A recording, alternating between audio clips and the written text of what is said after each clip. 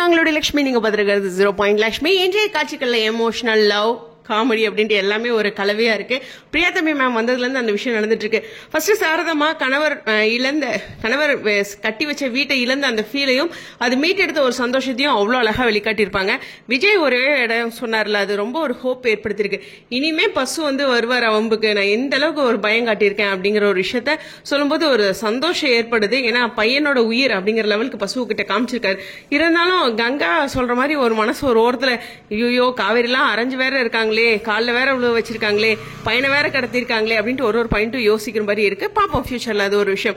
அந்த எலி மாட்டிக்கிட்ட மாதிரி அப்படின்னு சொல்லிட்டு குமரன் பண்ணதா இருக்கட்டும். கங்கா ஒவ்வொரு இடங்கள்லயும் விஜய் முன்னாடி இப்ப அந்த கோவத்தை ஒரு ஸ்டெப் பை ஸ்டெப்பா அதனோட வெளிக்காட்டல் அதிகமாகி போயிட்டு இருக்கு.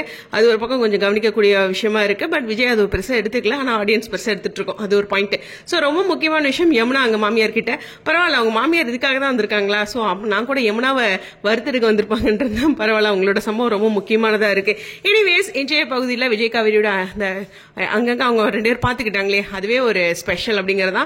அப்கோர்ஸ் அம்மாவுடைய எமோஷனல் ரொம்ப கேரி பண்ணிருக்கு. இந்த வீடியோ பற்றி உங்களுடைய கருத்துக்கள் ஸ்டேடியம்.